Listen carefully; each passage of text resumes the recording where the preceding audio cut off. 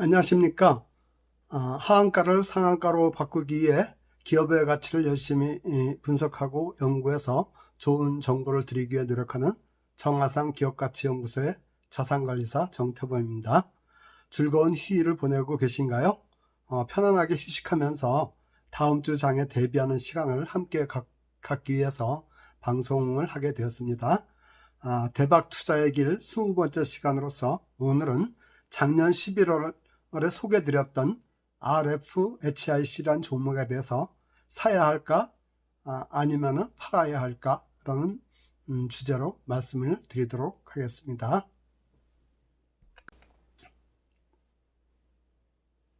질문 1입니다.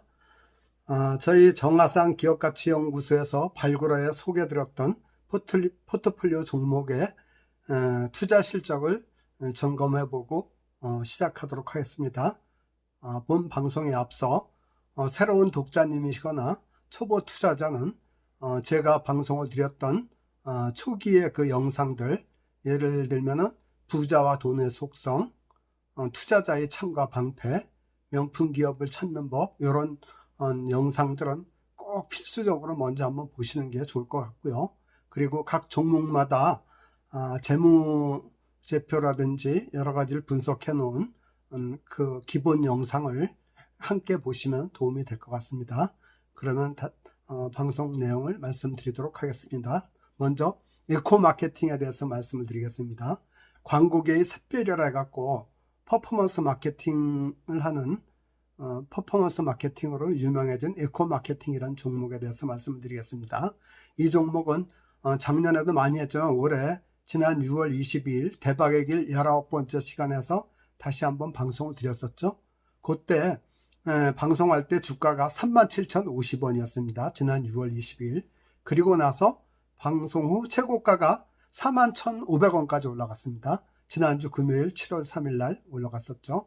그리고 7월 그 종가가 7월 3일 종가가 41,950원의 종가가 이루어졌습니다. 그래서 6월 22일 날 이 방송을 보고 사신 독자분은 최고가인 41,500원을 팔았으면 12%의 수익률을 냈을 테고, 지금까지 갖고 계셔도 10.5%의 수익을 실현한 걸로 이렇게 판단이 됩니다. 그리고 이 에코마케팅은 2분기 실적도 좋고 하반기에 실적이 좋다고 6월 22일 방송에서 말씀을 드렸죠. 그래갖고 37,000원 이하로 떨어지면 매수를 하시고 42,000원 이상이면 매도를 하시고 이러면은 무난하게 잘 가져갈 수 있을 것 같습니다.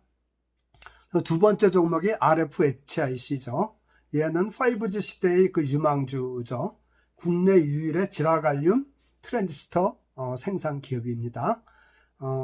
이 종목은 작년 11월 30일 대박의 길 6번째 시간에서 방송을 했었죠. 그 당시에 주가가 33,400원이었고 방송 이후 최고가가 42,850원까지 올라갔죠. 요게 지난 4월 30일 날 달성이 됐고 7월 3일 어제는 37,400원의 종가가 형성이 됐습니다. 그래갖고 최고가로 올라갔을 때 매도를 하신 독자분은 28%의 수익률을 낼 수 있었고, 그리고 계속 보유하고 있는 분은 12% 플러스 12% 수익 난 상태에서 보유하고 계신 걸 알고 있습니다. 이 종목에 대해서는 보유 여부를 뒤에서 자세히 말씀을 드리도록 하겠습니다. 그리고 세 번째 종목이 삼성출판사죠. 핑크퐁 아기상어를 개발한 그 스마트 스터디의 모회사죠. 이 회사는 6월 15일 날 대박의 길 18번째 시간에 다시 한번 방송을 드렸고, 그때 당시 주가가 2650원이었고요. 그리고 나서 가장 많이 올랐을 때가 23,100원, 6월 25일이네요. 한 열흘 만에 확 올랐죠. 그리고 7월 3일 지난 금요일 날은 21,400원의 종가를 쳤으니까 6월 25일 최고가 대비해서 약 12%가 상승했고, 계속 보유하고 계신 분은 3.6%의 수익을 낸 상태입니다. 얘는 아직은 저평가 구간인 만큼 추가 매수하면서 보유해도 좋을 종목이라고 생각이 됩니다. 그 다음에 예금보다 안전하고 수익성은 2배, 배당 수익은 2배가 넘는 알짜 주식 한국 기업 평가에 대해서 소개를 드렸죠.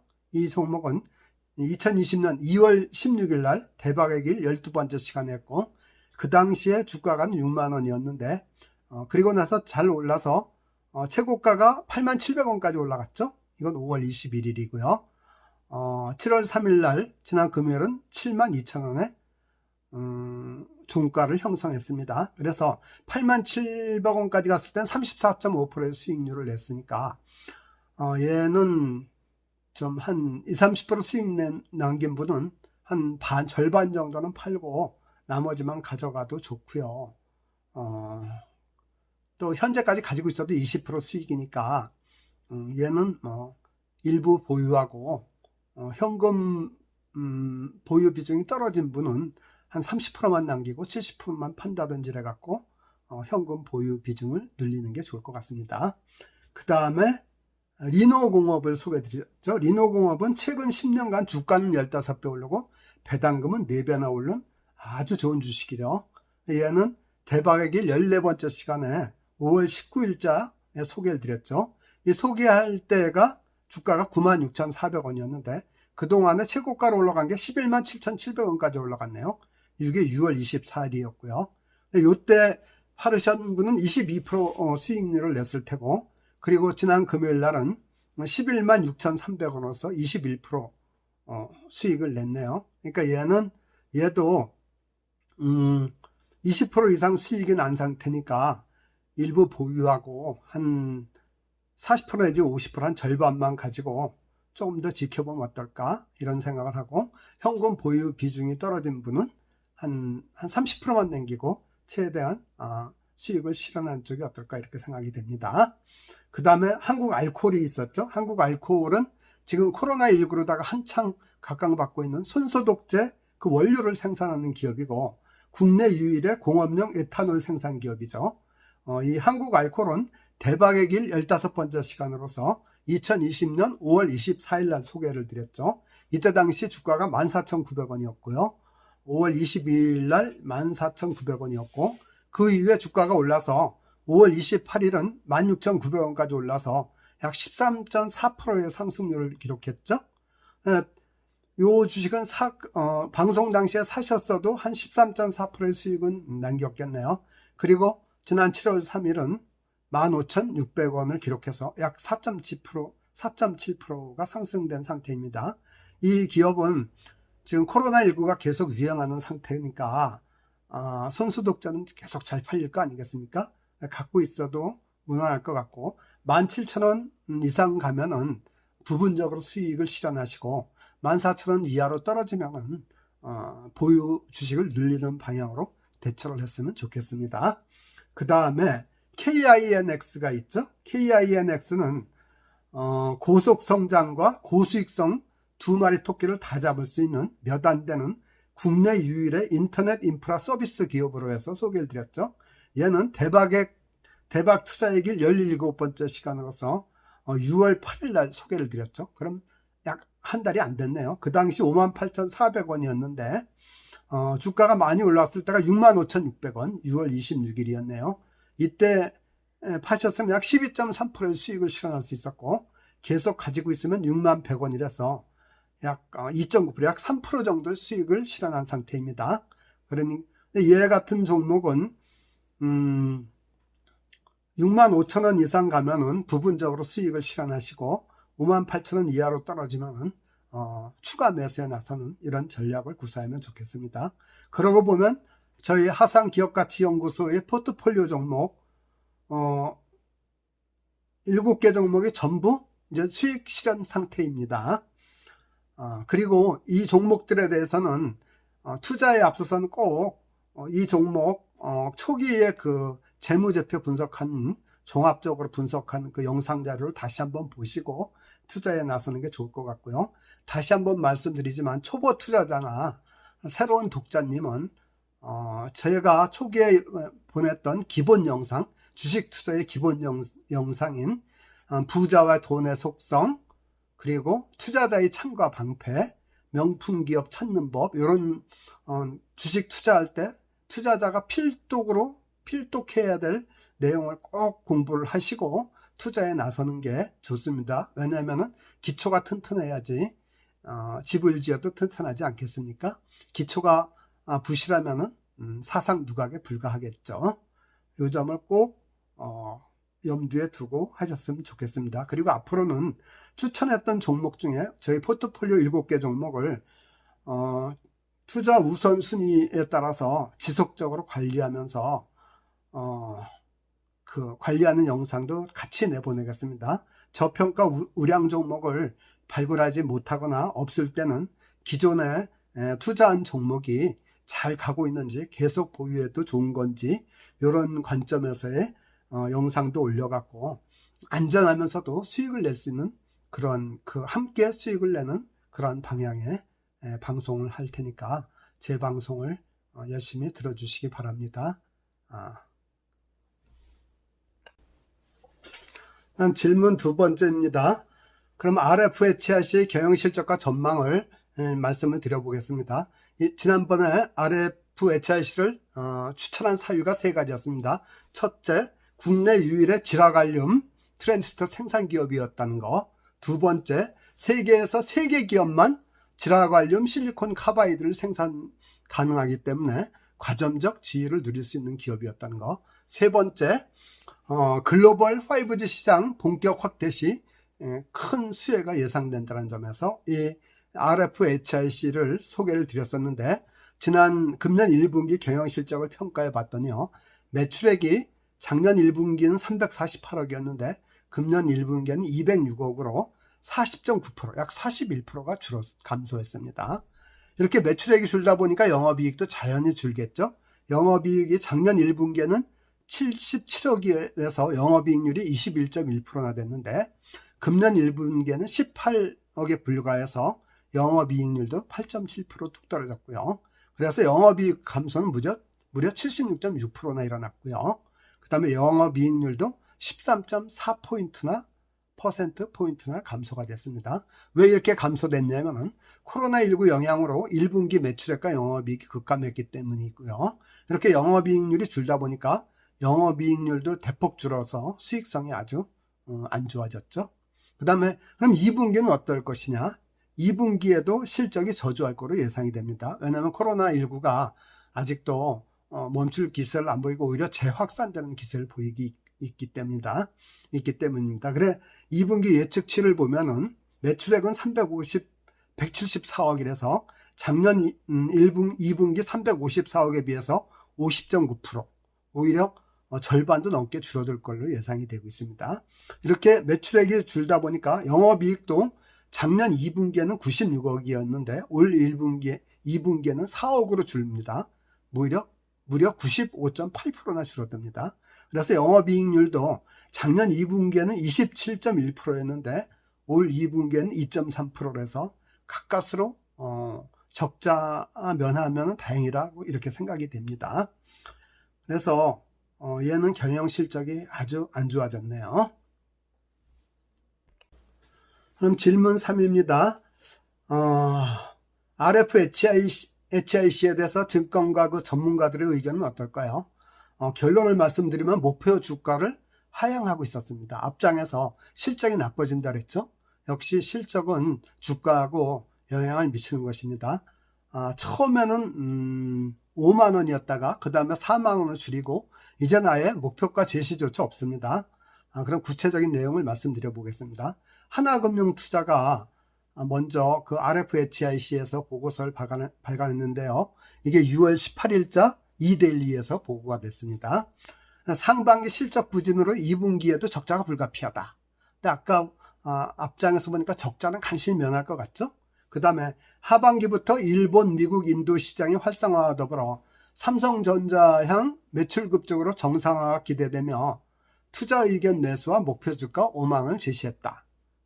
그리고 하반기에는 5G 투자와 네트워크 장비 투자 확대 등이 이루어질 경우 삼성전자, 노키아 등을 통한 일본, 미국, 인도 시장에서 매출 성장이 기대되며 특히 삼성전자의 가장 중요한 협력 업체인 만큼 RFHIC 수혜가 기대된다. 이렇게 보고를 했었습니다. 그런데 KB증권에서 6월 30일자 또 보고서를 발간했어요. 요거는 뉴스핌에 보도가 됐는데요. 6월 30일자에 코로나19 이후 경기 부양책의 일환으로 각국 정부의 대규모 인프라 투자가 기대되는 점은 긍정적이지만 저조한 실적에 비해서 현재 주가가 높은 편이며 목표 주가를 4만 원으로 하향하고 투자 의견은 그래도 홀드한다. 이렇게 나왔습니다. 목표 주가가 좀 또 떨어졌네요. 그 다음에 또 NH투자증권에서 보고서가 나왔는데 이건 7월 2일자 뉴시스에 보도가 됐습니다. 코로나19로 인해 5G 투자가 지연되고 있으며 성장세가 내년으로 미뤄질 것으로 예상이 된다. 그러면서 목표 주가와 투자 의견 제시를 하지 않았습니다. 그만큼 금년에는 이 종목에 대해서는 어둡게 보고 있다는 얘기겠죠. 그러나 내년에는 미국, 일본, 인도, 유럽에서 5G 투자가 본격화되면 고성장이 기대된다. 요 말 때문에 이 RFHIC가 그래도 어느 정도 주가가 버티고 있지 않나 이렇게 생각이 됩니다. 그 다음 질문 네 번째요. 그럼 RFHIC 관련 종합 의견은 뭐냐? 먼저 첫 번째, RFHIC는 1분기 실적이 매우 부진했고 2분기 실적은 또 더욱 부진할 걸로 예상이 되고, 두 번째, 하반기에도 코로나19 재확산의 우려가 높아지는 점을 감안할 때 실적 회복이 빨리 이루어질 것 같지는 않습니다. 그리고 세 번째, 이렇게 불안정한 종목보다는 다른 좋은 종목에 집중하는 것이 보다 유리하지 않을까 이렇게 생각이 됩니다. 예를 들면 저희 하상 포트폴리오에서 소개했던 에코마케팅이라든지 삼성출판사라든지 한국알코올이라든지 리노공업이라든지 KINX 이런 기업들이 훨씬 낫다 이거죠, 상대적으로. 그래서 현재까지 고점에서만 매수하지 않았으면 저희 독자님들은 모두 수익 실현 상태라고 생각이 됩니다. 그래서 이 RFHIC는 전량 매도하시고 포트폴리오에서 제외할 것을 권장드립니다. 다시 한번 말씀드립니다. RFHIC 종목은 지금은 전량 매도하시고 수익 실현하신 분은 전량 매도하시고 포트폴리오에서 제외할 것을 권장드립니다. 질문 다섯 번째입니다. 금융사의 유명 프라이빗 뱅커 PB 6명이 하반기 재테크 전략에 대해서 조선일보와 인터뷰한 기사가 7월 1일자에 실렸습니다. 그 기사의 핵심 내용을 말씀드리겠습니다. 첫 번째, 코스피 전망을 2100에서 2400포인트로 예상하고 있었습니다. 2100 정도는 한 명이 그렇게 예상을 했고 2200에서 2250은 3명, 약 절반이 그렇게 예상을 했네요. 그 다음에 2300에서 2400이 2명.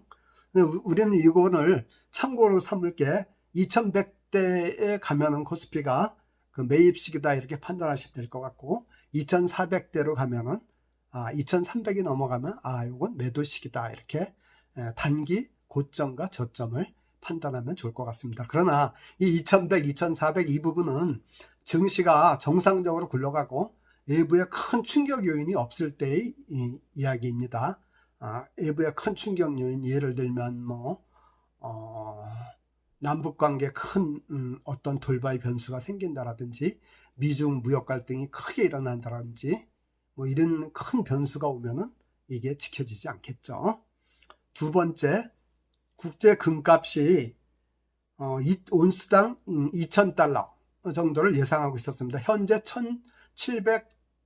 1770에서 80, 한 1700대 후반을 하고 있는데 그것보다 상당히 높게 보고 있죠. 2000달러를 예상하고 있으면 요거는 세계 각국이 미국을 비롯해서 미국 우리나라도 마찬가지고 돈 풀기 경쟁을 하고 있지 않습니까?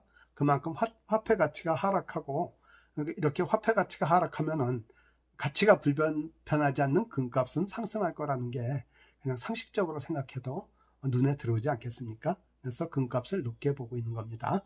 또 세 번째, 원달러 환율 전망을 1150원에서 1200원, 달러당 1150원에서 1200원을 예상을 하고 있더라고요. 지난 주말에도 1200원 밑으로 내려갔었어요. 그런데 제 개인 생각은 달러가 1200원 미만으로 떨어지면은 달러 보유를 늘리는 게 어떨까 이렇게 생각합니다.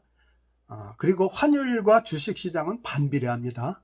예를 들면은 환율이 올라가면은 외국인들은 환차손을 볼 수가 있습니다. 그러니까 외국인 투자자들은 환율이 많이 오르면은 한국에서 주식을 빼서 팔고 나갈 수밖에 없어요. 그 외국인 투자자가 한국 주식시장에서 많이 팔면은 매도 물량이 늘어나니까 주가도 당연히 떨어지겠죠. 그러니까 환율이 오르면은 주식시장은 떨어지고 반대로 환율이 떨어지면 주식시장은 올라갈 수 있습니다. 그런 점도 염두에 두고 외환위기 같이 우리나라에 큰 경제 위기가 오면은 IMF 때 예를 들면 거의 1불당 1달러당 1,800원까지 올라갔어요. 그러니까 지금 1,200원이 안 되니까 1,800원까지 올라가면 얼마나 더 올라가는 거죠? 거의 한 50% 이상 올라가는 거 아니겠습니까? 그러니까 외환위기가 오면은 이렇게 큰 우리나라 원화가치 대폭락이 일어나니까 이런 시대도 대비를 해야 되지 않겠습니까? 그리고 네 번째는 예상 주도주 섹터를 IT, 반도체, 바이오, 언택트주 이런 거를 주도주, 하반기 시장을 이끌어갈 주도주다 이런 기사를 봤습니다. 이 네 가지 사항을 염두에 두고 하반기 장세를 관찰하고 투자 대응을 하는 게 좋겠습니다. 그럼 질문 6입니다. 그럼 7월 증시를 이끌 핵심 예상 이슈는 뭐가 있을까요? 저는 첫째로 무더위와 기상이변을 들고 싶습니다. 예년보다 긴 무더위가 예상이 됩니다. 그러면 무더위 관련주에 대해서 투자자는 관심을 가져야 되겠죠. 무더위 관련주는 뭐가 있을까요? 선풍기 만드는 회사, 에어컨 만드는 회사, 또 아이스크림 이런 거 많이 만드는 회사, 이런 회사들이 우선 눈에 딱 띄지 않겠습니까? 그리고 두 번째 예상 이슈는 코로나19가 재확산하고 있는 점을 눈여겨봐야 할 것 같습니다. 뉴스를 보니까 최근에 세계적으로 확진자가 1,100만 명이 넘었었고요. 특히 코로나19 확진자가 많이 발생한 나라가 미국, 브라질, 인도 이런 나라입니다. 인도는 중국 다음으로 인구 대국이지 않습니까? 제가 2014년도에 인도를 여행을 한 적이 있는데 그 나라는 그 계급 제도인 카스트 제도가 있는데요. 하리잔이라는 불가촉 천민 가장 낮은 계급의 사람들이 있습니다. 그분들은 집이 없어갖고 거리에서 잠을 자는데요. 그 인구가 무려 7,500만이라 하더라고요. 그런 분들한테 만약에 코로나19가 퍼진다면 걷잡을 수 없을 것 같습니다. 그래서 인도가 퍼지는 건 참 주의 깊게 봐야 될 것 같습니다. 그 다음에 코로나19 전파력이 6배나 강한 변종이 출현했다는 뉴스를 지난 금요일 날 봤습니다. 그리고 방역당국은 또 코로나19 중증 환자한테 렘데시비르라는 그 치료제를 투여하기 시작했다고 발표를 했습니다. 이 코로나19의 재확산은 마스크주나 진단키트주나 치료제나 백신주의 주가에 큰 영향을 미치니까 주의 깊게 봐야 될 것 같습니다. 그리고 세 번째는 미국과 중국의 분쟁과 남북 문제입니다. 남북 문제는 조금 가라앉았고요. 미국과 중국의 그 갈등은 홍콩 사태로 인해서 자꾸 증폭이 되는 상황인데 미중 갈등이 격화될수록 히토류주나 사료주 이런 애들이 민감하게 반응한 것을 알 수 있습니다. 그리고 북한과의 남북 관계가 북한이 강경 자세, 호전적인 태도를 보일 때는 방위산업주가 올라가고 또 남북 화해 무드가 올 때는 남북 경협주가 민감하게 반응하며 올라가는 걸 알 수가 있습니다.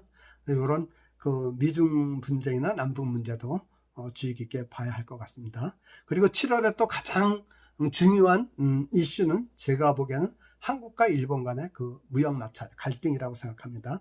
이게 8월 4일 기점으로 해서 신일본 제철 주식 현금화가 어떻게 이루어지냐, 우리나라 법원이 이거를 정말 신일본 제철 주식을 현금화 해가지고 위안부 피해자들한테 배상금을 줄 거냐, 이게 아주 핵심 이슈인데요.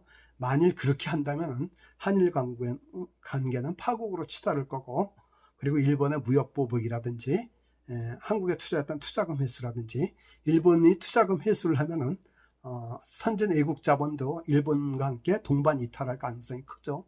이렇게 되면 우리나라에 그 애환 위기가 올 수도 있는 최악의 경우 그런 불행한 사태가 일어날 수도 있죠. 그러니까 이 부분은 아주 민감하게 7월 말로 갈수록 비상 관심을 갖고 보셔야 될 것 같습니다. 설마 정부에서 이렇게 무모하고 미련한 짓은 하지 않으리라고 생각하고 저는 낙관적으로 생각하고 있습니다. 그렇지만 만약의 경우를 대비해서 우리 투자자님들은 이 부분에 대해서 아주 민감하게 생각하셔야 됩니다. 그 투자에 있어서는 자본 못지않게 정보가 중요합니다. 좋은 정보를 갖고 있으면 그게 곧 돈이고 힘이고 실력입니다. 그 정보는 정말 좋은 정보는 핵심적인 관계자로부터 얻을 수 있겠지만 대부분의 일반 투자자들은 그렇게는 못하고요. 가장 쉽게 얻을 수 있는 방법이 역시 언론이죠. 뉴스 매체. 그 뉴스 매체를 통해서 정보를 보는데 경제신문이라든지 뭐 이런 걸 통해서 보는데 그 정보 하나하나를 그냥 흘려들어서는 안 되고 정보와 정보를 연결시켜서 흐름을 파악하고 또 그 뉴스가 갖고 있는 상징성, 그 안에 이면적으로 어떤 변화를 초래할 건지 이러한 면에 관심을 기울이는 게 좋겠습니다. 그러면 마지막 질문 7번째. 그럼 7월의 종합적인 투자 전략은 어떻게 가져가는 게 좋겠나? 이 부분에 대해서 말씀을 드리겠습니다. 첫째입니다. 수익을 내는 종목은 가급적 환매를 해서 수익을 실현하시고 현금 보유 비중을 확대하는 게 좋겠습니다. 특히 월말로 갈수록 한일 갈등 문제가 어떻게 전개되느냐 그 양상에 따라서 아주 유연하게 대처하시는 게 좋겠습니다. 그래서 유망한 종목도 만약 수익이 났다면은 50% 내지 한일 갈등이 점점 첨예해지면은 한 70%까지는 현금화하고 갖고 계시는 게 좋겠습니다. 물론 뭐 적자가 난 종목은 울며 겨자 먹기로 지켜봐야 되겠죠. 기본적으로 기업 가치는 좋으니까 그냥 지켜보셔도 큰 무리는 없을 것 같습니다. 그 다음 두 번째, 달러가 약세가 돼갖고 만약 1200원 미만으로 달러가 떨어지는 날은 달러 예금 보유 비중을 확대하는 게 좋을 것 같습니다. 특히 주식 비중은 지난번엔 포트폴리오를 30%로 했는데 요걸 20% 내지 25% 줄여주시는 게 좋을 것 같습니다. 그리고 외화 예금은 지난번엔 40%까지 보유해 왔는데 요걸 45% 내지 50%까지 확대하는 게 좋을 것 같습니다. 그 다음에 금예금은 20%였는데 25% 내지 30%로 확대하는 게 좋을 것 같습니다. 금값이 온스당 1700불 이하로 떨어지고 달러가 1200원 미만으로 떨어지는 날은 금을 조금씩 사모은 금예금을 들어두시는 것도 좋을 것 같습니다. 그 다음에 마지막으로 단기자금은 한 5% 이내로 10%를 5% 이내로 축소하고 축소된 5%는 달러 예금이나 금예금으로 돌리는 게 좋을 것 같습니다. 그 다음 세 번째, 변동성이 낮은 초우량 종목. 저희 하상 포트폴리오에서 소개한 6개 종목 있죠. RFHIC를 빼니까 이제 6개 종목이네요. 이 6개 종목으로 포트를 운영하실 때 자기 총 투자금의 가용자금의 40%는 주식 투자금의 40%는 항상 현금을 갖고 계시고 또 지금같이 불안한 시대는 한 50% 정도는 현금으로 보유하고 주식 보유 비중은 50% 이내로 줄이는 게 좋을 것 같습니다. 그리고 네 번째는 목표 수익률은 가급적 낮게 잡고 흑자가 실현되면 현금화하고 이러는 게 좋을 것 같습니다.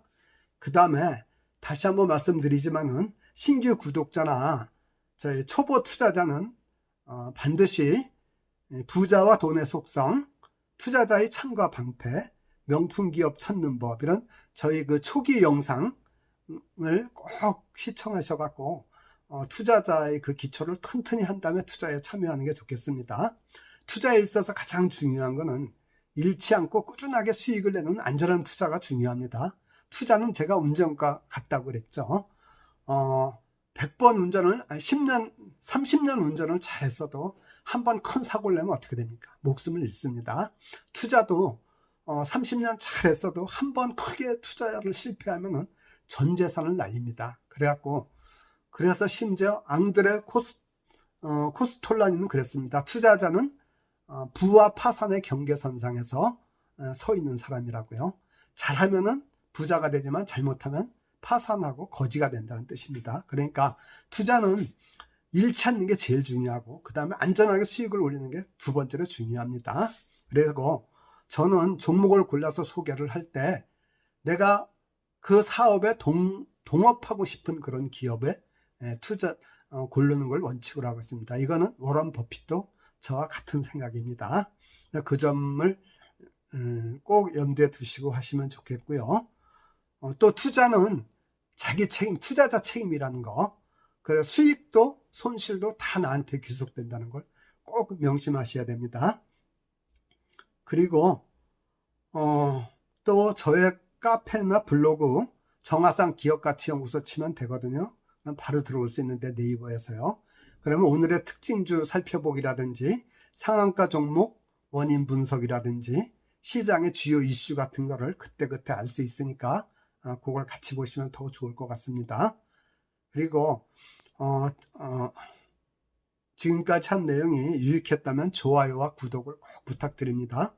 더 좋은 영상으로 보답을 하겠습니다. 특히 대학생 자녀가 있다면 그리고 고등학생 자녀까지도 저의 유튜브 구독을 권장해 주시면 좋겠습니다. 그럼 어려서부터 자연스럽게 투자교육, 금융교육을 돈 안 들이고 공짜로 할 수 있는 좋은 유튜브라고 자부합니다.